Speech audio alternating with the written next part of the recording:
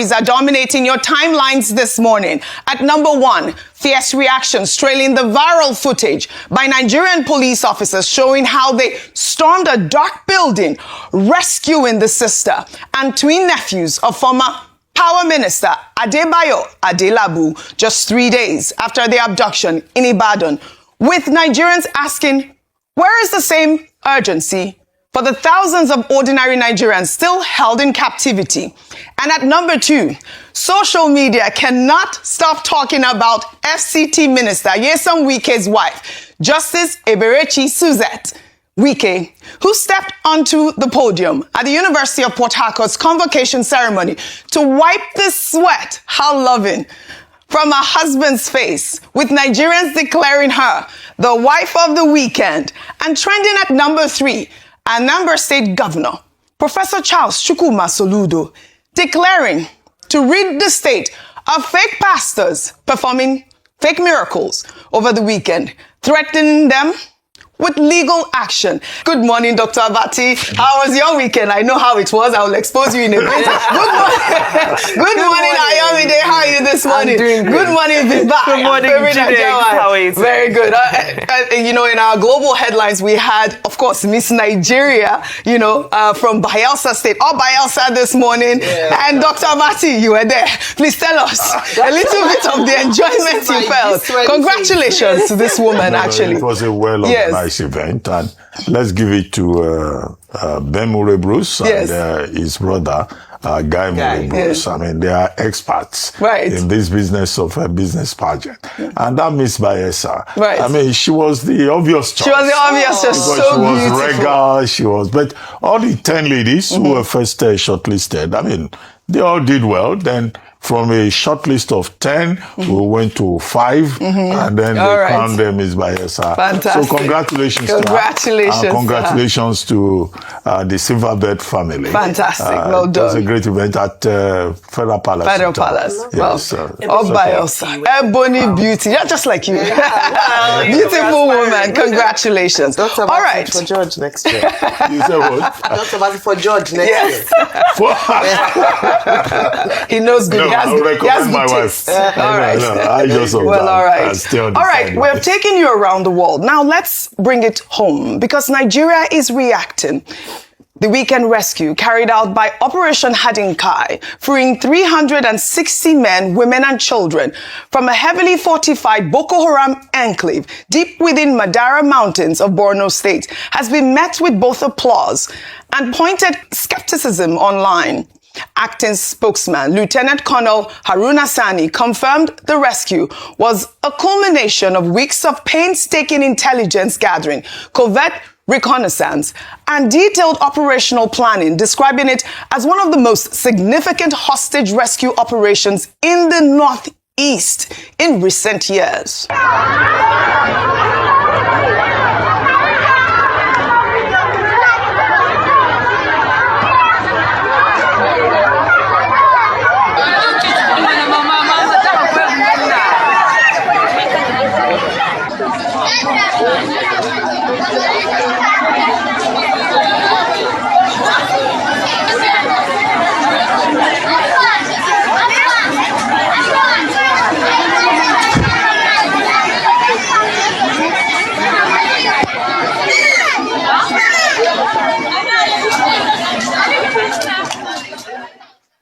360 lives rescued.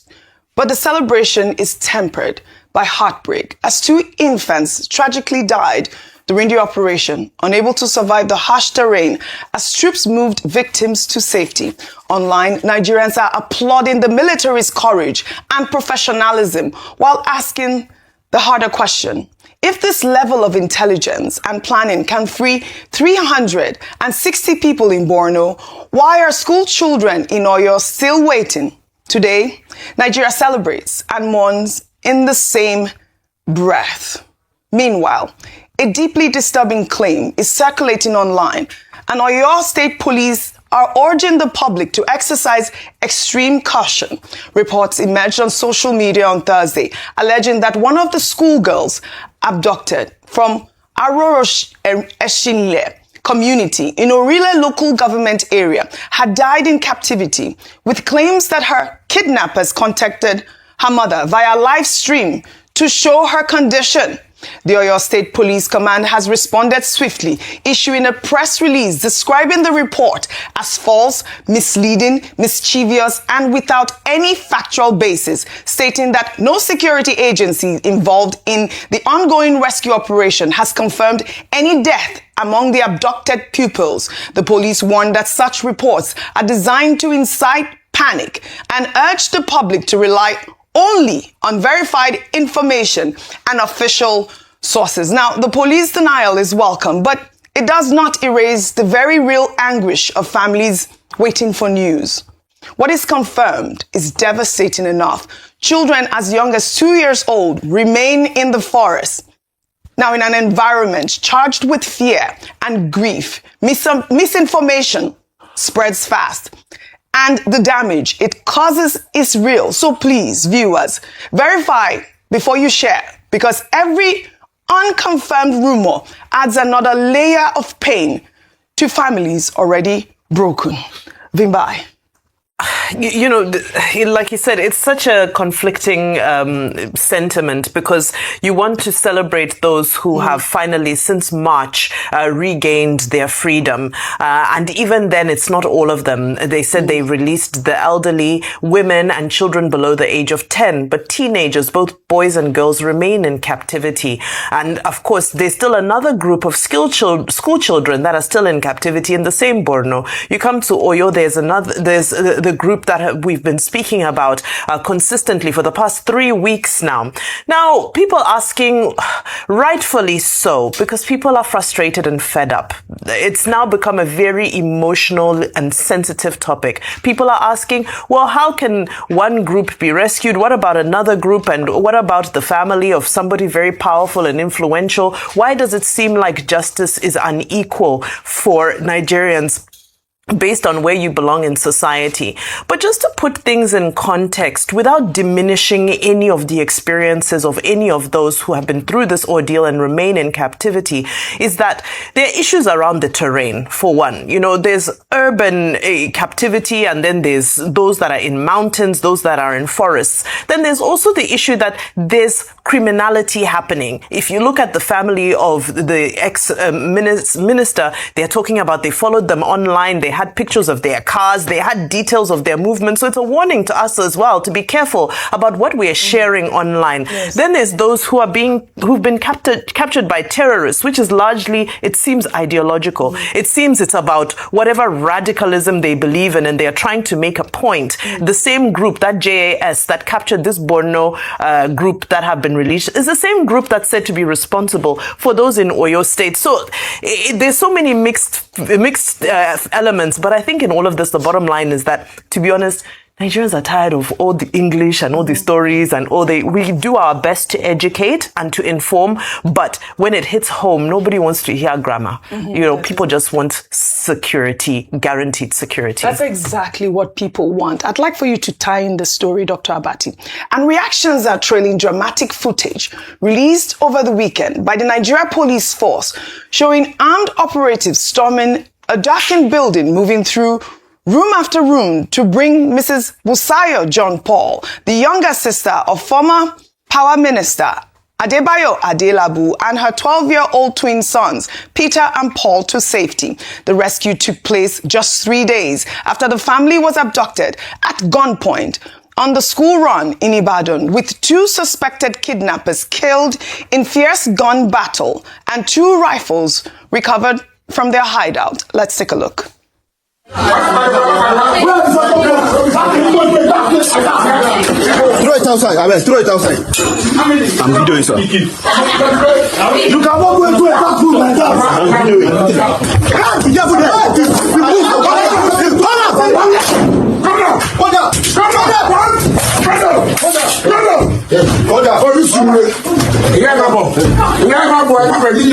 Wait, calm down. You are safe.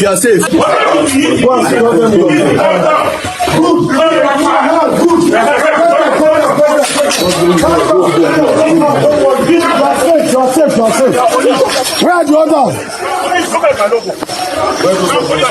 Why this one is okay? Yes,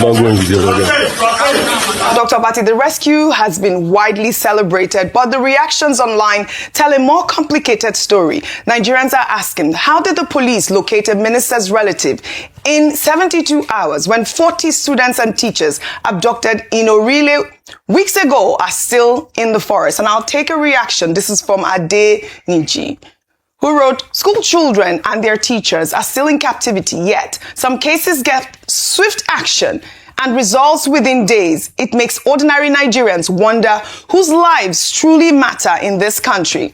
The pain is not just the insecurity, but the apparent inequality in urgency. Now, Governor Seyi Makinde had personally visited Adelabu on Friday, assuring him security agencies were intensifying efforts. The police deserve real credit for this operation.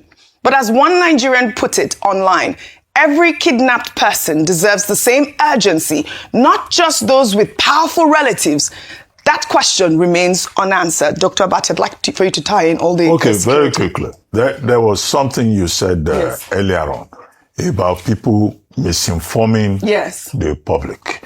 You were making an appeal that people should not misinform the public. The thing to add is that people who are carrying false information, who are misleading the public or the security agencies out of either mischief or ignorance, they should know that in Nigeria, misinformation is a felony. It's an offense. Now you may say you have the freedom of speech, but there are no absolute rights, as I've always said. Having a freedom of speech does not give you the right to talk nonsense or to cause danger, to cause fear, to cause anxiety. And that is the import of Section 24 of the Cybercrime Prevention and Prohibition etc. Act of 2015. It is also in the Criminal Code, I think Section 29, and also 129, 150, which says you cannot even give wrong information to the security agencies, saying you have freedom of speech. Your freedom of speech is not an absolute right.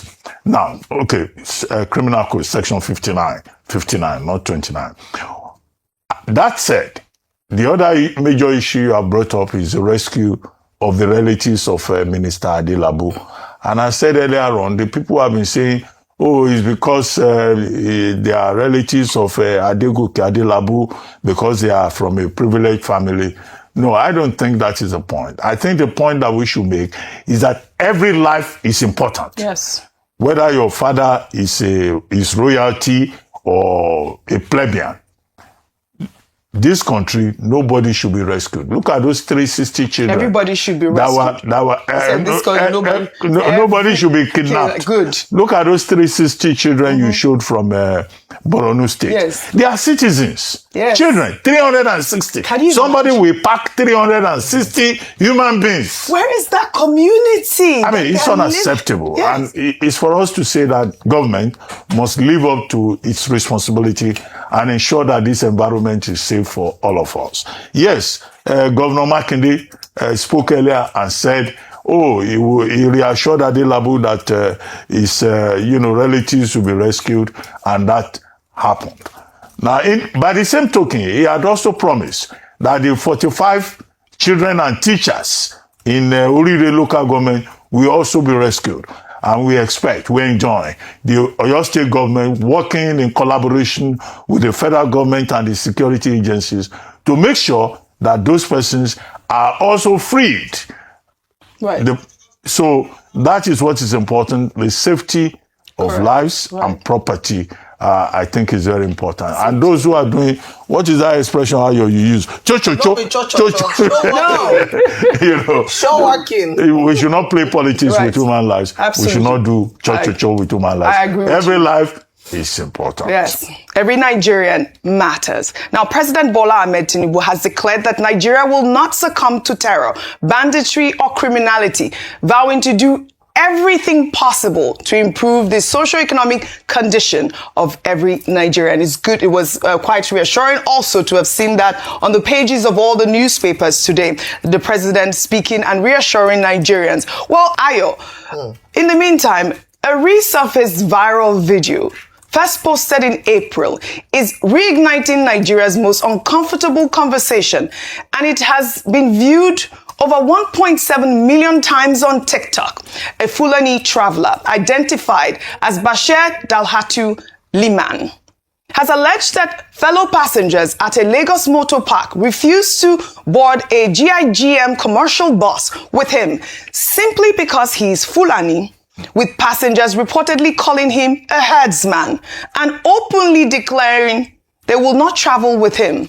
Faced with the mounting tension, the transport company refunded his fare and removed him from the bus. Let's take a look. Since yesterday, I am on my way to Calabar.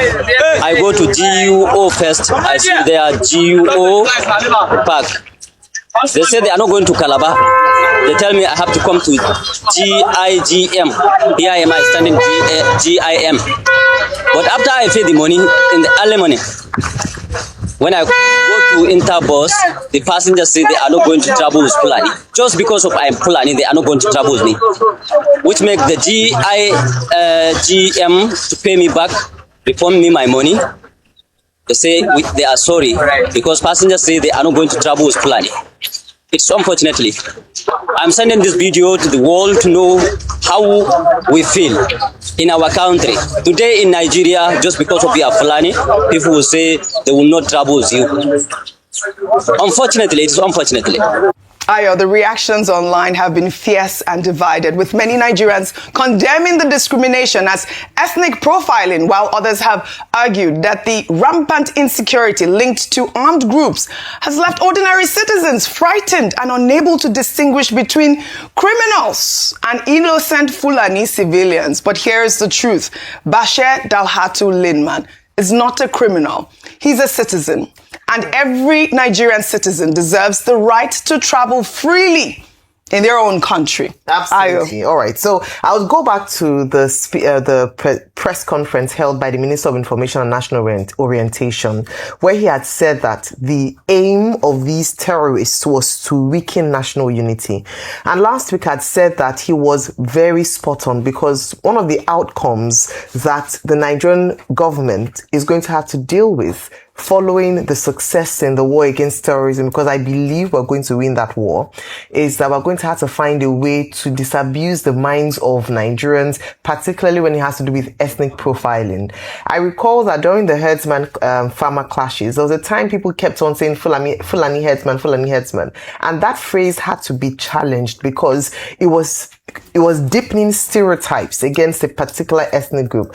And it's human nature. So that let me not just say that it's abnormal. Remember after 9/11 and the July attacks in the United Kingdom, a number of people would bat an eyelid or, think twice before getting on a plane when they see people from a certain part of the world, because that had now unfortunately, attached them to a life of criminality. I recall that in the United Kingdom, post the attacks in July, after the 9/11 attacks, the government put up a program around inclusion and involved a lot of community-led organizations to ensure that they were able to build community cohesion, inclusion, so that people in communities would not discriminate against people from a particular extraction. This is a duty for the Office of National Orientation. Let us begin to start thinking about that now. In the same way that certain post-Civil War, NYSC was created to foster that sort of, unity amongst ethnic groups in Nigeria, I believe it's time for us to think of projects like that and commit much needed funds that's community driven, because we do not want any Nigerian to be discriminated. If we have things like that where it even escalates to even job discrimination, you're also leading the people back to a life of criminality if they are not accepted in society. And so I believe that this is a task on the softer side of this fight against terrorism for the government to begin to think about. Let's not get to that, but we already see that it's happening. Yes. And the truth is that in some ways you can understand why people would behave in that manner. It does not justify it, it does not excuse it, but we need to begin to think of programs geared towards national unity, cohesion, bringing Nigerians back together. National unity and cohesion is what we should preach. Mr. Lehman should be advised that he can go to court. Yes. Because we have a lawyer in the house. What has been breached is his fundamental human rights. Yes. And he can enforce his right to freedom from discrimination on the grounds of ethnicity, religion, birth, or circumstances. Section 42 of the Constitution. And also his freedom of movement. Correct. You know, and all of those sections between sections 36 to 45. Correct. He should go to court. And this will be a valid circumstance in which Dr. Basi, we have a story about go to court with your principal. Good luck, Jonathan. We'll take that story. No, that's politics. No, because fundamental human rights. So political court is different. Well, all right. Unity and cohesion. And the protests are going global. What started as outrage over the kidnapping of over 40 students and teachers from 3 Oyo State schools has now crossed borders. New videos surfacing online this weekend show Nigerians in Toronto, Canada, taking to the streets carrying placards reading, "Bring back our children and end bad governance," right in the heart of the iconic Eaton Center. Let's take a look. We are gathered because of 39 students and 7 teachers were kidnapped from their school in Oyo State on May 15, 2026. One teacher has been killed. The rest are still missing. But Oyo 39 is not the only story.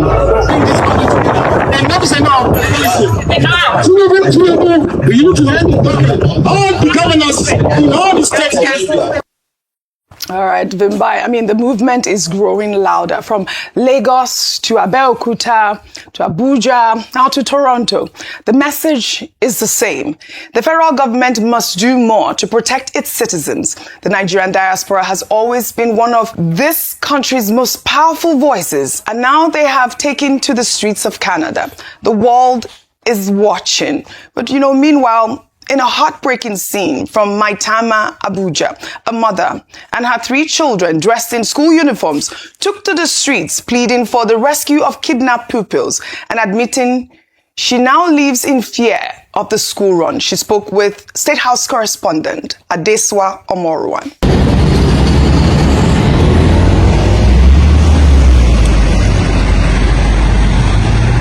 Can I speak to you? Okay. So why have you decided to do this? And I see these young kids that are supposed to be in school. This is a form of protest. Tell me why you're doing this. Because I'm scared of taking my children to school. Why is that so? Because of what is happening. Children from people, I don't even know what to say, but I'm just scared of taking my children to school. It's not safe. And how long do you intend to do this? For as long as I can. What is the message and who is this message directed to? The president, to attend to those children that they kidnapped. Thank you very much.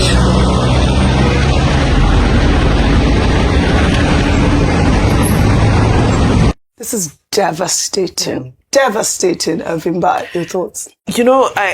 I really can relate to the anxiety she's feeling because all of us, we are not in Oyo State, but the anxiety has resonated with all of us. Everybody I know is putting in extra measures to ensure that especially the children are as secure as possible. And then you ask yourself, wow, so I'm in a privileged position that I even have precautionary measures that I can put into place. What about those who don't? What about those who are just simply exposed to all the elements out there? And, I really commend her for taking a stand. Although, the young ones should go to school. The young children that are there, the school term is on at the moment. And I hope those children made it to school after this protest. But just quickly to speak on the Nigerians in the diaspora, protesting and the protest spreading. I have to commend Nigerians because Nigerians have a superpower of being able to mobilize. That's one thing you can't take away from Nigerians. And that's why every time we see some of these instances of people coming together for a cause, we say to ourselves, what then stops us from being able to mobilize to this level of ability when it comes to just getting things to work in Nigeria? Because there are so many people who love this country and who are good-natured, who want the best for this country, who are ready to come out and make an effort and make their voices heard.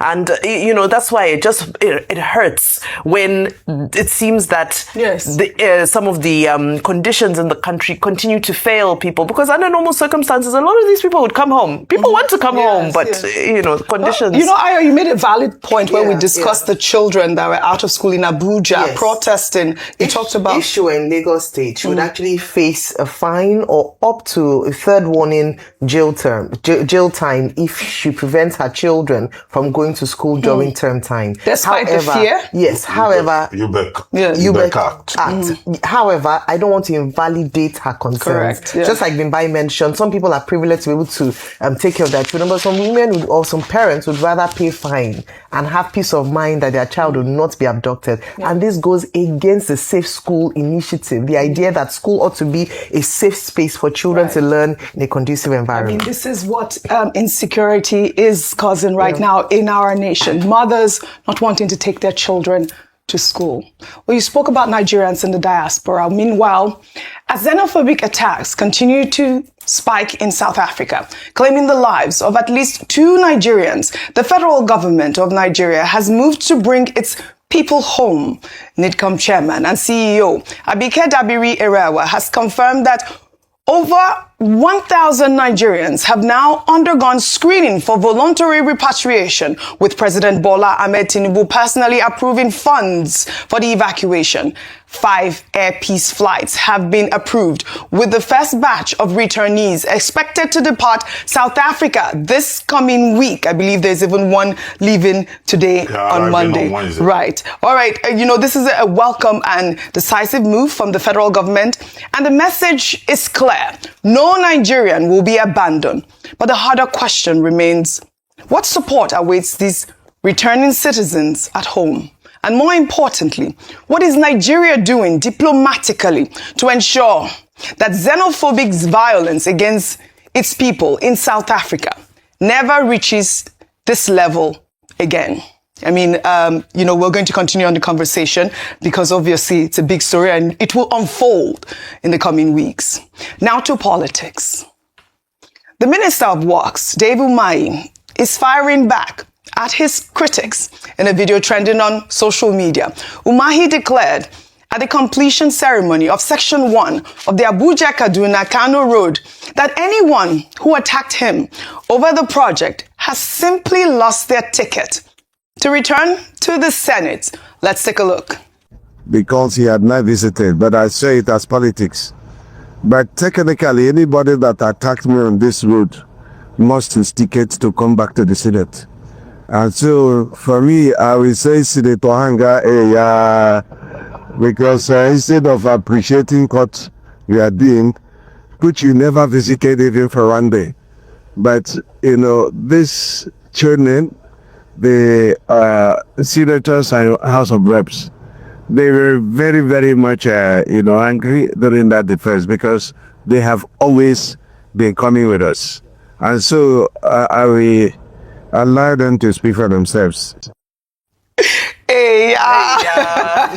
Well, this is not Umahi's first showdown over this road. Back in February, he vowed to resign if the project failed any independent quality assessments, telling critics to bring their best concrete testers. Well, online, many are suggesting his latest comments were aimed at Senator Adamso Shomole, who had earlier questioned the award of the contract to a company he described as little known. I wouldn't take some reactions. I'd like for you to tie in these two stories together, Dr. Abati. And this is from former President Goodluck Jonathan, who is now speaking out. He's broken his silence on Nigeria's democratic future, speaking at the opening ceremony of the Nigerian Bar Association's Law Week 2026 in Bayelsa State. Jonathan declared that Nigeria's progress and stability depend entirely on the ability of its institution to function independently and effectively. Let's take a look. We see government institutions doing the wrong thing and telling people to go to court. And there is this saying that in East Africa, I don't know, somewhere, maybe Patrick Lumumba will confirm that there is an East African saying that if a thief tells you to go to court, he knows that his brother is the judge. Dr. Mati, as always, Jonathan leaves us reading between the lines. The comments come at a time when many Nigerians are still questioning whether Jonathan intends to run in 2027, where the judiciary will once again play a decisive role in determining Nigeria's political future. Jonathan also decried Nigeria's enormous mineral resources, which he says have become a source of crisis and conflict rather than prosperity, urging the judiciary to ensure that the rule of law prevails over individual power. I wanted to add that context to that story as well. Okay. Yes. Although I wanted to comment on another subject. Yes, No, as for Minister Umahi, yes. There's something we read in literature. Right. I think it's in Things Fall Apart or one of these novels that the Agama lizard says that if somebody will not praise me, I will raise myself. Yes, and the Agama lizard is always raising his head. And so here you have the minister who has been vilified, criticized over Lagos-Ibadan Expressway and also Abuja-Kano Kaduna Road. And then, commissioning the first phase of that road. This was an Agama lizard moment for the minister, saying, well, those who had doubts, they have seen it now, we have done it. But that extension about how many of them are not going to return to the National Assembly, it just shows how human all of us are. But the basic thing, of course, is that the duty of government is to provide good roads, whatever will make life livable in this environment.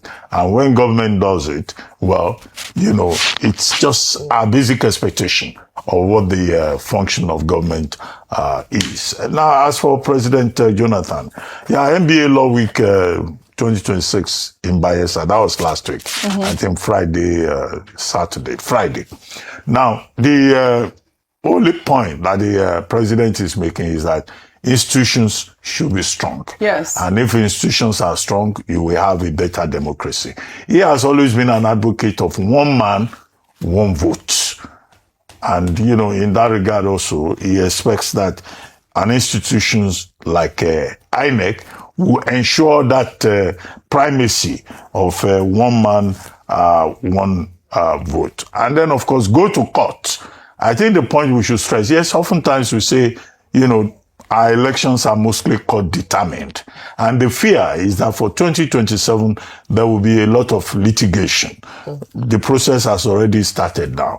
But if you have a strong institution, you have transparent, credible elections, then Nigerians will not have to go to court. The only caveat here is that it is better for people to go to court than to resort to self-help. Yes. Because when people resort to self-help, you will have jungle justice. So it's better where there is crisis or conflict, we go to court. Yes.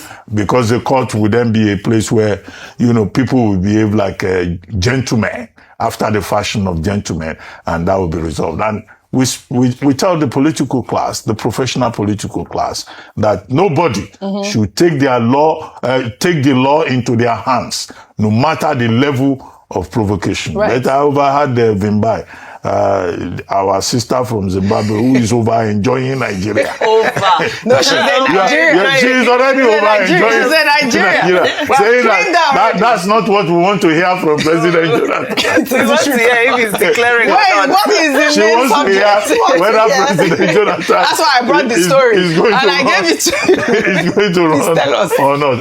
I think, at his own time, yes. President Jonathan, in line with your expectations, all right, will still have to come out and tell us, he has to. This is where I stand. Correct. Whether I'm going to run or I'm not going to run. But the PDP is still embroiled in this litigation process. There is a latest judgment from Court of Appeal which one faction is interpreting one way, another faction is interpreting the other way. But I assume that when there is clarity on the future and the fortunes of the PDP with regard to the 2027 election, President Jonathan will just have to come out and tell us where he stands in the matter. Well said, Dr. Abati. Well said.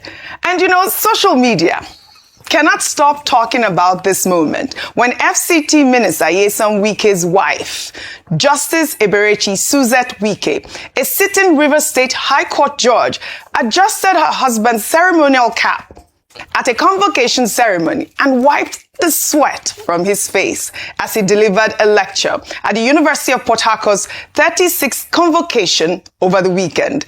The gesture drew a warm round of applause from dignitaries, academics, and students. Let's take a look. Now, what are the challenges?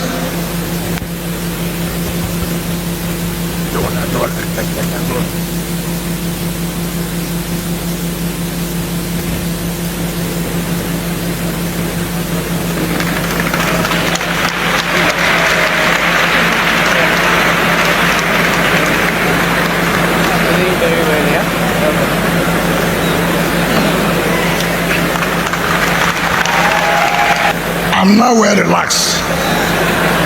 I'm now well relaxed. I mean, that was such a beautiful moment. And of course, social media has declared Justice Suzette the MVP of the weekend, with Nigerians calling the moment relationship goals wholesome and, of course, peppering singles. And I'll just take one reaction from Don, who wrote, "You know a great man through the wife, how long they have been together and still in love with respect, and how high the husband wants his wife to go in life. If a man said he is great, ask him, who is your wife? Then you can decide how great he is." I mean, this story cheered me up. I love my girl. Yes. I love love. So obviously love this public display of affection. PDA, as it's called, on the streets. Yes. So it's great away from his tough stance to see the softer side of the minister of the FCT as brought upon by his very beautiful, very intelligent, accomplished wife, very Justice Eberechi Suzette Nyesom Wike, who was elevated to the Court of Appeal, the judge in the Court of Appeal. But I think it's great to see. I saw the smirk on their son's face, smiling. It's a great example to show to their children. It's great to see love does not die. So maybe this is the person we should be appealing to whenever he gets too aggravated. Just give Justice a call. Yes. She knows the buttons to press. What to do to calm him down. Well, I've been told to go. You had a quick comment. Two sides of this. It's good to see the romantic side of Nyesom Wike. Yes. The Nyesom Wike that you all know is the man who is always agitated, who is always, but his wife also, this is about relationship. I think it was in the book of Ephesians. Book of Ephesians, chapter 5, from verses 22 to 33, that Paul the Apostle advises a couple, to respect each other, to love themselves. Says, woman, respect your husband. This is it. But the husband must also respect the wife. And we saw Wike, blushing. It's like he didn't want the attention from the wife to stop. And then the wife, Justice Eberechi Wike, then told him, "You are doing well. You are doing very well." And he was like a schoolboy. The real MVP. But there's also a lesson here for other women, because there are some women who carry their hands around as if they are crabs. This Justice Wike, she's the lord of some people. Yeah. When you meet her at her workplace, you say, "Me lord, me lord." Of course. Me lord. But she has not shown her She is the lord of some people. All right. She is the wife of Nyesom Wike. Well said, Dr. Abati. This is about role playing. When she's in court, she's the lord. All right. When she's with her husband, she's the wife. So Fantastic. Women too can learn from this. This is it. All right. Fantastic. That all right. It's Dr. about role Abati. playing. Yes. When you are at work, you can be alone. When you are at home, don't carry your hand like a crab. The real MVP Ephesians is Wike's wife. Chapter 5, verses 22 to 33. Recommended reading for all the women. Fantastic. Kudos to Nyesom Wike's wife, Justice Suzette Wike.